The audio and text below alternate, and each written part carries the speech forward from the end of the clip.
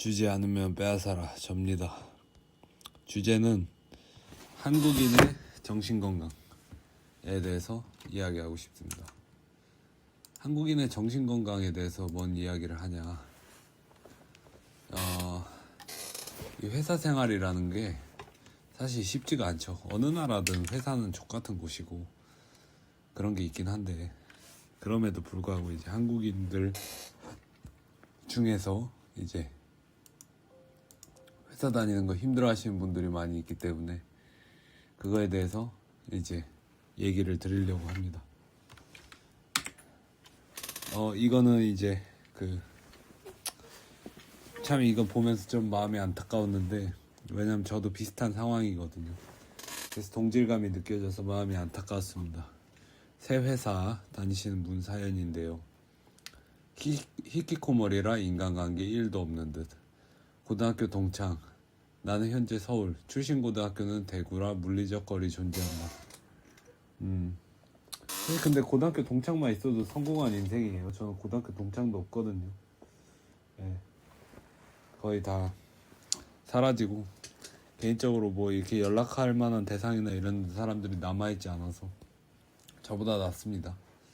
대학교 동창. 같은 서울이나 과 활동 1도 안 한 아싸였음. 공대라서 대부분 흩어졌을 듯. 근황도 모름. 저도 마찬가지예요. 군대 동기 많았지만 연락 안 함. 제대하고 몇 년간만 좀 했지 시간 많이 흐르고는 굳이. 저는 군대 동기랑도 연락 안 했어요. 네. 어렵더라고요. 인간관계란 게. 인간이 제일 어렵더라고. 무엇보다도. 회사는 일하는 곳이라고 딱 느낌. 퇴사하면 남남. 굳이 연락할 필요 없다. 지금 회사도 계속 일하느라 말 잘 안 함. 그쵸. 회사란 게 그렇지. 사실 인격적이고 뭐 이렇게 막 그나마 좀 뭐 대화가 왔다 갔다 하는 것도 알바 선에서 끝이지. 알바 끝나면 뭐 없죠. 근데 요즘 뭐 알바도 내가 듣기로는 삭막하다고 하더라고, 사람들이. 애초에 인간이란 게 참 시스템 구조가 좀 잘못된 것 같아요. 인터넷 친구 그닥 진정성이 없음. 잘 모르고 내가 어떻게 돼도 모름. 그쵸. 사실 그러니까 내가 삶을 떠나게 돼도 세상을 떠나게 돼도 별 영향 없는 사람들은 나한테 별로 중요한 사람들이 아니죠. 사실 우리는 그걸 많이 잊고 살아. 근데 저는 그거를 잊지 말아야 된다고 생각해요. 내가 이제 만약에 사망하거나 그렇게 돼도 나에게 별로 영향이 없고 그냥 별로 상관없어 하는 사람들은 사실 내게 있어서 그렇게 중요한 사람들이 아닌데, 우리는 착각을 많이 하죠. 중요한 사람일 거다, 뭐 할 거다, 이렇게. 네. 남은 건 가족, 강아지, 부모, 누나의 가족. 그러니까 누나가 결혼을 했나 보네요. 정도가 전부로군. 끝. 이게 참 그러니까 담담하게 썼어요. 이 사람이 참 담담하게 썼는데, 그 담담함에서 왠지 모르는 슬픔이 느껴지는 건 기분 탓일까? 근데 이제 그렇게 댓글 다는 사람들이 있을 수도 있어요. 이 사람은 뭐 그냥 지금 경제적으로 안 풀려서 그런 거 아니냐. 그래서 삼성 디스플레이 가져왔어요. 내 장점을 점점 잃어가는 이 상황이 싫다. 인간성을 잃어가는 거죠. 항상 여유롭고 따뜻하며 유머가 넘치는 인간적 매력이 가능한 사람이었는데 업무와 인간관계 스트레스에 나 자신을 잃고 있네 라고 얘기를 합니다. 참 짧게 그냥 자기 상황을 잘 요약한 것 같아요.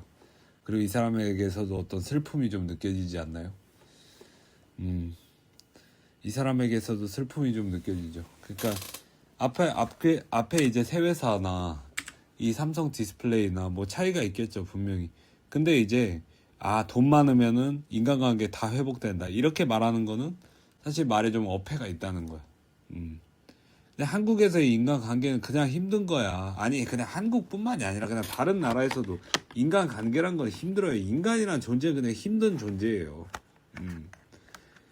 저는 그 생각은 변함없어요. 인간이란 존재는 그냥 타있는 지옥이다라는 말이 괜히 나온 게 아니야.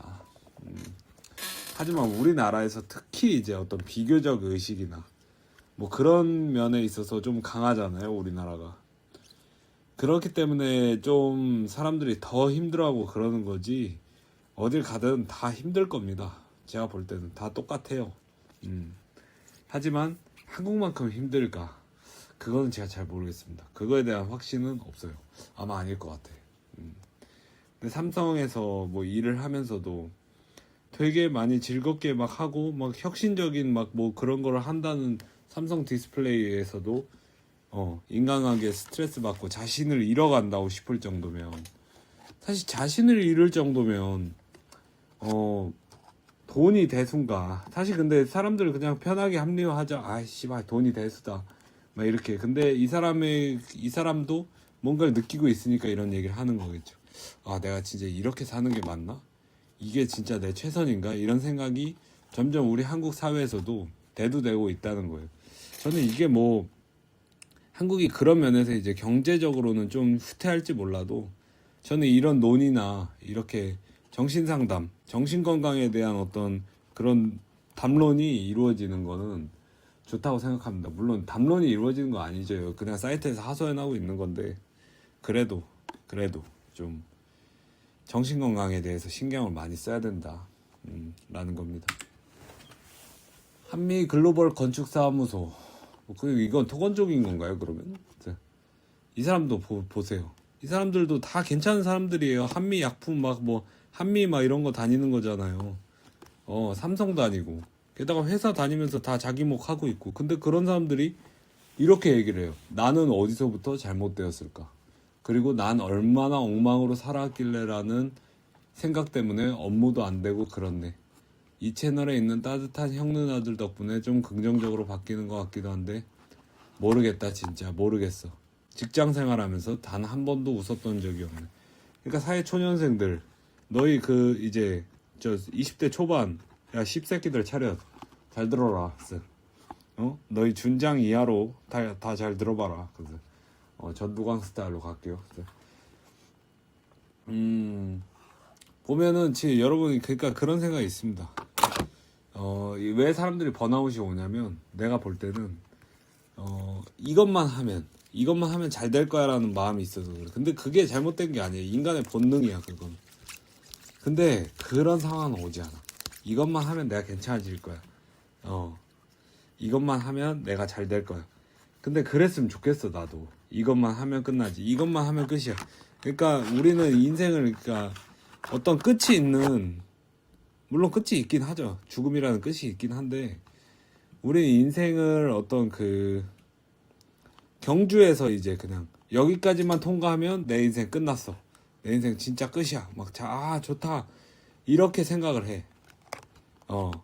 내 인생 진짜 내 인생 만만세 막 이러면서. 근데 이게 사회초년생들이 겪는 어떤 그 문제 중에 하나가 뭐냐면, 내가 취업만 되면 정말 잘 될 거야. 아닙니다. 취업이야말로 시작이에요. 그리고 지금 보면은 한국의 취업 상황을 보게 되면 이런 상황이에요. 모르겠다. 진짜 모르겠어. 직장 생활하면서 단 한 번도 웃었던 적이 없었대. 여러분, 대학교 입시 준비하면서 웃었던 적 많죠. 그리고 뭐 그 공부하면서 웃었던 적 많고, 대학 생활하면서 웃었던 적 많죠.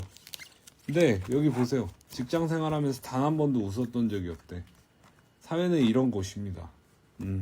그러니까 괜히 여러분이 시어슴 청년들을 막 욕하고 막 뭐 하고 그러지 않아요. 왜냐면 원래 쳐맞아 보면 알게 되거든요. 쳐맞질 않아서 그래요. 그러니까 원래 주먹을 맞기 전에, 그러니까 링 위에 올라가기 전에는 누구나 다 맥그리거고 타이슨이야. 누구나 다 맥그리거고 로마첸코고 막 이노우에 나오야고 막 다 그냥 저 새끼 저지랄하고 있네 막. 근데 막상 들어가서 링에서 몇 대 쳐맞다 보면은 이제 슬슬 이제 자기의 진짜 모습이 보이기 시작하죠. 저는 근데 막 이게 뭐 제가 사회초년생들을 위한 뭐 저주나 뭐 이런 게 아니라 그냥 그렇다고요. 그러니까 여러분이 어떤 뭔가 이렇게 너무 많은 기대를 하면 실망을 하는 것 같아요. 그러니까 기대를 좀 버리십시오. 웬만하면. 사람에 대한 기대도 그렇고. 여러분 뭐 남자친구 처음 사귀거나 여자친구 처음 사귈 때는 설레고 뭐 하고 뭐 다 그냥 뭐 할 수 있는 것 같고 그러잖아요. 근데 헤어지기 전에 어땠어요? 헤어지기 전날에, 하루 전날에 어때요? 그냥 씨발 꼴도 보기 싫죠. 그런 거예요. 그냥 좀 허무주의적으로 빠지는 것 같아서 좀 미안한데 그런 측면이 어느 정도 있으니까 사람들에 대해서 너무 섣불리 평가하지 마라. 시어슴 청년들은 한심한 사람들이다라고 그렇게 함부로 평가하면은 위험합니다. 여러분한테 다 다시 돌아와요. 저도 다 돌아올 업보 각오하고 미친 개마냥 이제 물어뜯고 있는 거예요. 네. 제가 그리는 미래는 또 다른 거기 때문에. 여긴 또 새 회사. 항상 관계가 어렵다. 왜일까? 어릴 적 가정에서 학대당해서 친구와 싸우면 무조건 내 잘못이라고 내가 사과하라 했던 어른들 때문에. 사실 그렇죠. 저는 사실 한국 사회에서 어른들을 존중하는 이유 이해가 안 가요. 저는 부모 말고는 그 누구도 전 나이 많은 사람 존중 안 할 것 같아요. 저는 진짜 이해가 안 가요.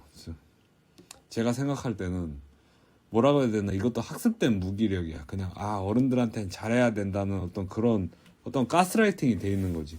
씨발 어른이 뭔데? 근데 나 어른은 누구나 될 수 있어요. 나이 처먹으면 되는 거야. 그냥 노인은 어떤 가치를 견뎌왔느냐, 어떤 가치를 창출해왔느냐, 그걸로 평가를 받아야지. 그냥 나이 먹었다고 대우해주면 안 돼요. 나이 처먹었다고 다 노인인가? 어르신이라는 존재는 우리가 왜 6.25 참전용사 세대를 존경할까요? 이건 좀 사견이긴 한데 그 사람들이 피를 흘렸기 때문이에요. 그리고 왜 조팔육을 존경 안 할까요? 조팔육은 그냥 나이만 처먹고 피를 흘리지 않았으니까. 민주화 때문에 피를 흘렸다 뭐 일단 개소리 하지 마세요, 여러분들. 뭐 너희는 그때 살아봤냐? 그럼 당신들은 여기 이 시점에서 이 세대로 살아봤어요? 아니잖아. 그래서 저는 논쟁이나 막 이런 것이 가끔은 의미가 없는 거라고 느껴져요. 왜냐면 서로 간의 세대의 시각은 서로 달라. 명확하게 다르잖아요. 이 사람은 이렇게 생각하는 게 있고 저 사람은 저렇게 생각하는 게 있잖아. 명확하게 다르단 말이야. 그리고 절대로 이해할 수 없어, 서로를 완벽하게. 그냥 평행곡선을 그리게 되는 거야. 근데 그런 면에 있어서 굳이 이해를 시켜야 될까? 그냥 승부가 정해질 때까지 서로 간에 어떤 격렬한 투쟁이야말로 정말 국가 발전이나 그 다음에 국가의 이제 미래를 살리기 위한 세대 교체의 과정의 순간이 아닐까? 저는 그런 생각도 해봅니다. 뭐 이거와는 관련이 없는 얘기지만. 네. 저도 정신건강에 문제가 있어 보이죠? 저도 있습니다. 네. 힘내세요, 여러분들 다. 회사 다니는 분들은 전부 화이팅이고 한국 사람들도 전부 화이팅입니다. 제가 또 거한인들 막 조선계 막 이렇게 욕하지만 그래도 또 새벽 감성에 또 젖어가지고 제가 또 마음이 약해지네요. 네. 이해 좀 해주십시오. 친구랑 싸우면 무조건 내 잘못이라고 내가 사과해라 했던 어른들 때문에. 괴롭힘 따돌림 당해도 어른에게 말할 수 없었던, 그래서 혼자 삭혀야 했던 것 때문에. 참 이러면 싫어했겠다. 어른들이 싫지 않을까 이러면. 말했어도 대수롭지 않게 넘어간 그들 때문에. 교회 다니는 사람 말고는 가까이 하지 말라던 미친년 때문에. 뭐가 가장 큰 이유일까? 내가 참 친구도 없고 그룹도 없다는 게 슬프네. 그렇지, 인간은 사회적 동물인데 참 이렇게 되면 슬픈 상황이 될 겁니다. 근데 그거를 받아들이셔야 돼요. 앞으로의 세계에서는 개인화된 인간들이 더 심해질 거고, 더 많아질 거고, 그리고 개인화가 더 심해질 거고. 그러면은 그냥 원래 인간이 있잖아요. 그러니까 제가 볼 때는 신인류랑 구인류로 나뉘어져야 된다고 봐요. 이제 인간이 분화돼야 된다고 난 생각해. 물론 인간은 같은 그냥 뭐 눈 2개 달리고 코 하나 달리고 입 하나 달리고 뭐 그런 거는 다 똑같지만 이 성향의 차이인 거예요. 성향이 어떤 개인적 성향, 어떤 개인화된 상황을 더 잘 견디는 인간은 신인류가 되는 거고, 어떤 사회화된 거나 무리 생활을 하는 것을 안 하면 못 견디는 인간들은 구인류가 되는 거야. 그러니까 이 세사 이분은 약간 구인류의 성향을 가지고 있는 거죠. 그래서 저는 그 인류가 이제 더 이상 신인류화되면 앞으로 이런 사람들에게 삶은 더 힘들어질 거라고 보거든요. 그렇기 때문에 제가 볼 때 조언드리고 싶은 거는 사회화를 포기하십시오. 사회화를 포기하면서 보이는 것들도 있어요. 사회화를 포기하면 자기가 진짜로 혼자 그냥 야생에서 떨어진 야생동물처럼 살아가야 되거든요.